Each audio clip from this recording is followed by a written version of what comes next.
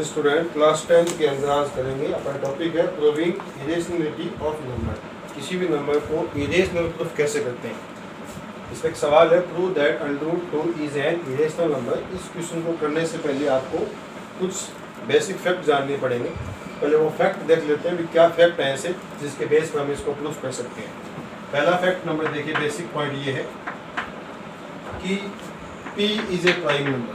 P is a prime number. P एक prime number है। For example P मान लीजिए 3 है, ठीक है।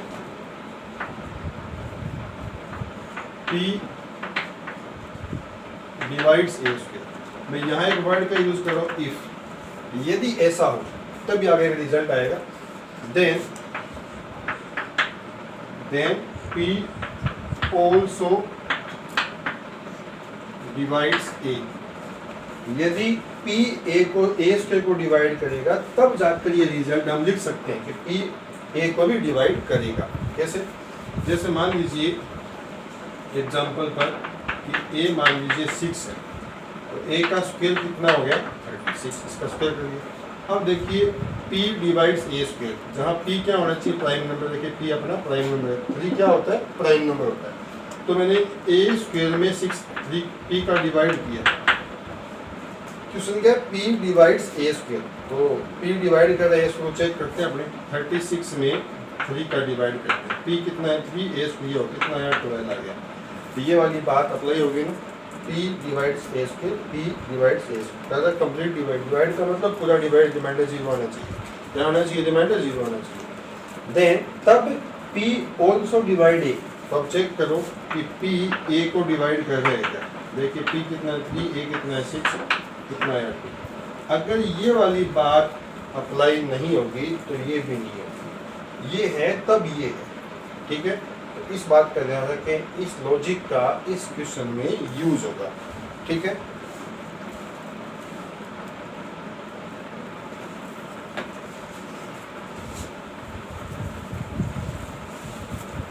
ये फैक्ट नंबर 1 था।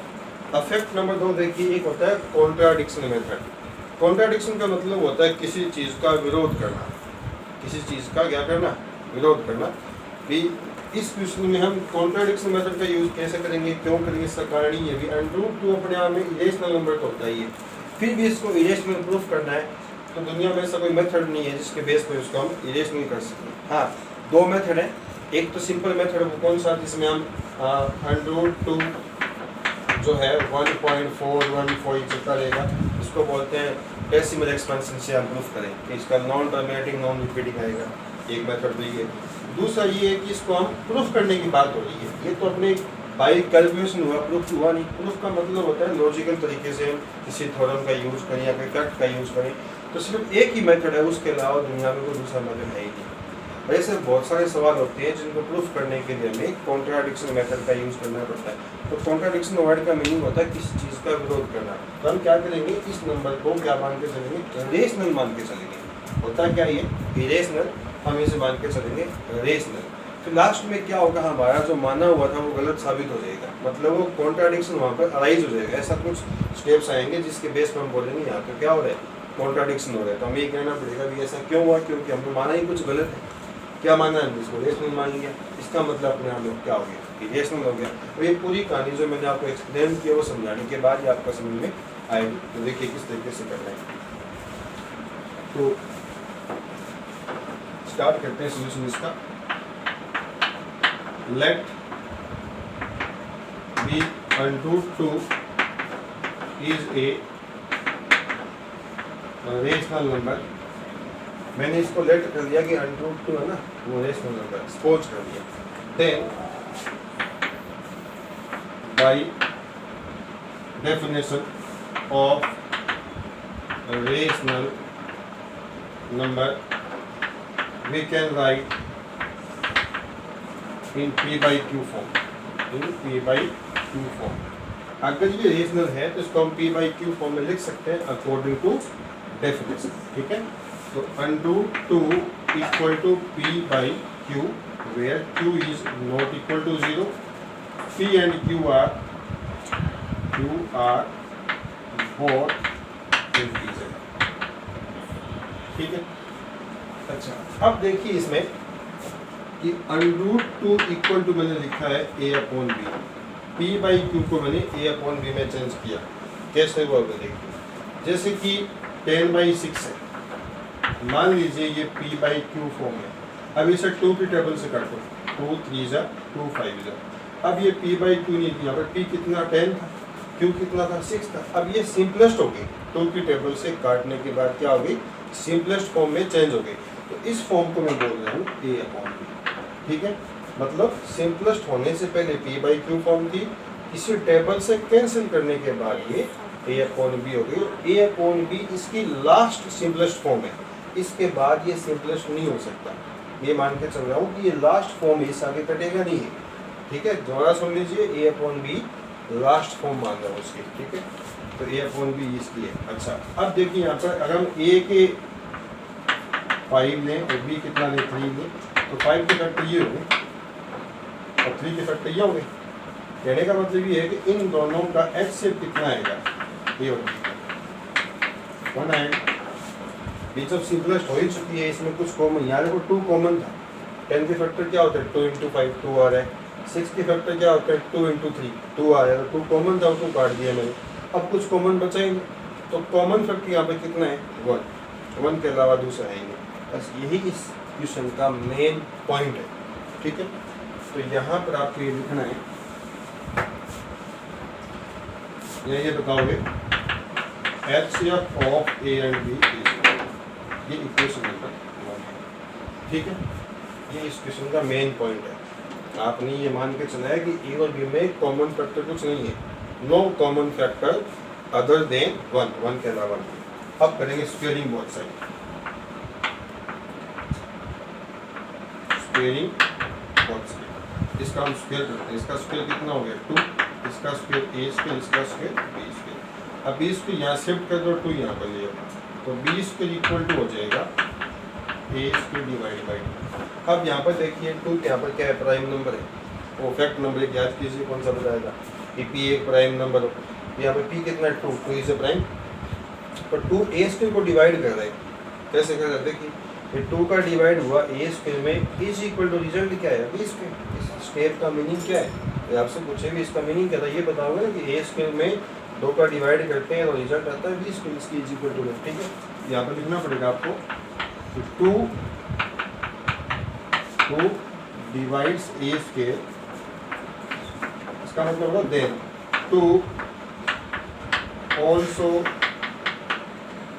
डिवाइड से, तो 2 a को भी डिवाइड करेगा। इसका मतलब ये हुआ कि अगर 2 a को डिवाइड कर रहा है तो यहाँ पर कोई ना कोई रिजल्ट जरूर रहेगा। तो मान लीजिए वो रिजल्ट क्या आता है m आता है, तो यहाँ से हम लिख सकते हैं कि a इक्वल टू कितना हो गया 2m, इस 2 का रिजल्ट कितना है, ये इक्वेशन नंबर क्या हो गई सेकेंड। इसको मान लीजिए इक्वेशन नंबर आप सेकेंड, इसको मान लीजिए थर्ड। अभी इसको पुट करेंगे, पुट इन सेकेंड, इसको सेकेंड में पुट करना है, ठीक है। यहाँ पुट करना है इसको, तो मैं यहाँ से एक बार इसको हटा रहा हूँ।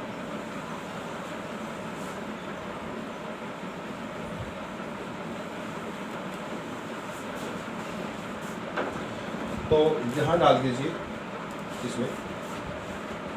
इसमें डाल दीजिए, तो 2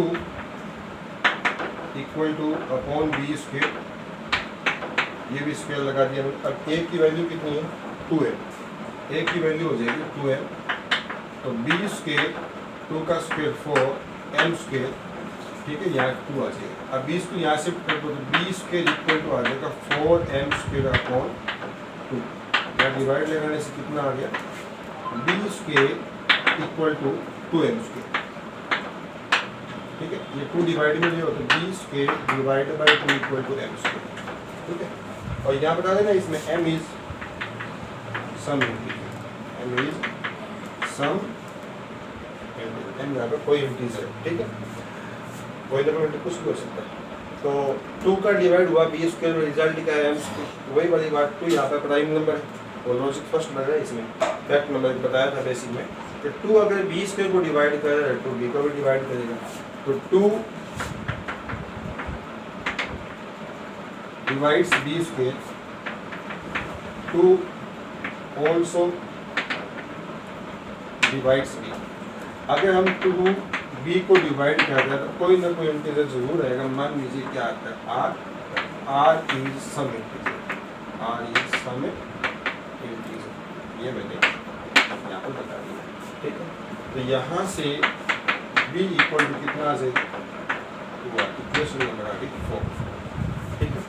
अब इक्वेशन नंबर 3 को देखना है और 4 को देखना है, तो देखिए रिजल्ट क्या निकलता है।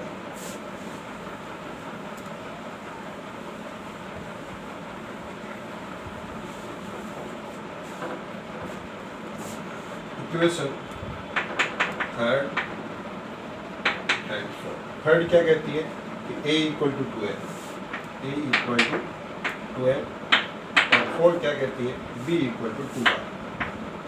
यहाँ पर 2 इंटू एम इसके फैक्टर हो गए, यहाँ पर 2 इंटू आर, ठीक है।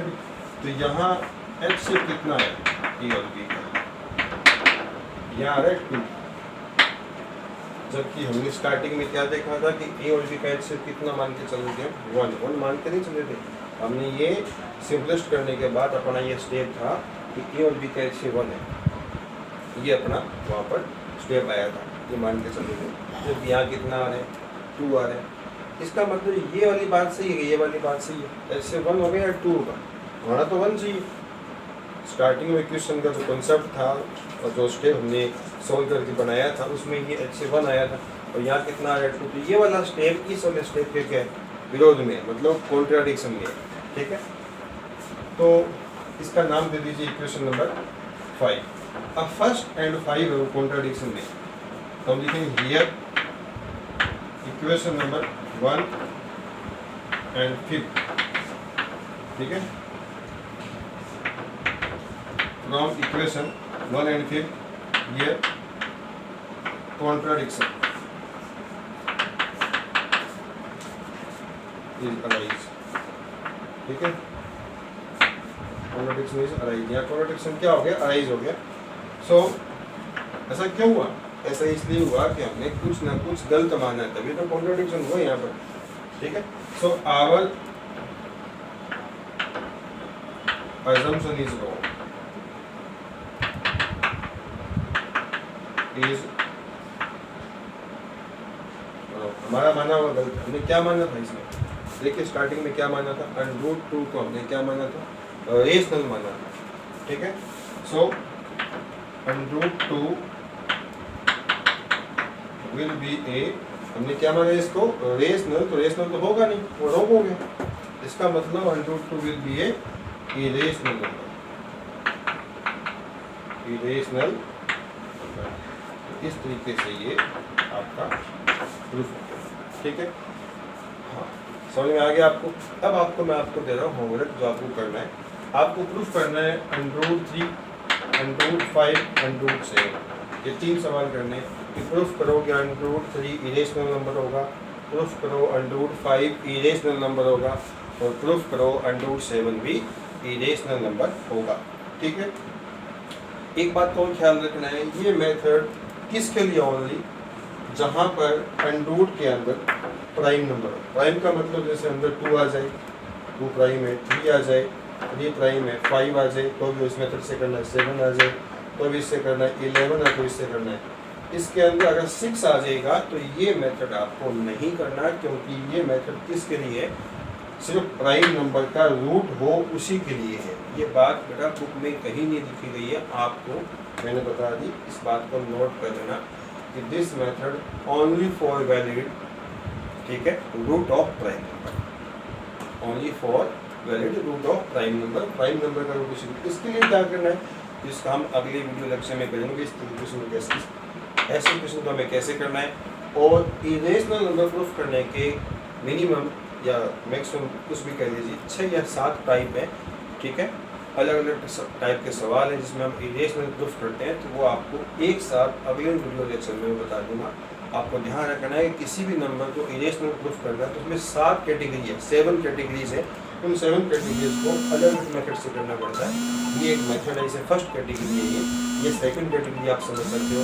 ऐसे इस टाइप के सवाल भी रहेंगे, जैसे मान लीजिए कि ऐसा आ जाए 3 + 2 √5 इसमें कुछ रेशनल भी चाहिए या आपका इरेशनल का रेशनल से मल्टीपल फाइनली क्या है ये पूरा का पूरा इस टाइप के हम प्रॉब्लम करेंगे, माइनस में भी आएंगे, ठीक है, इनका डिवाइड में भी आएंगे।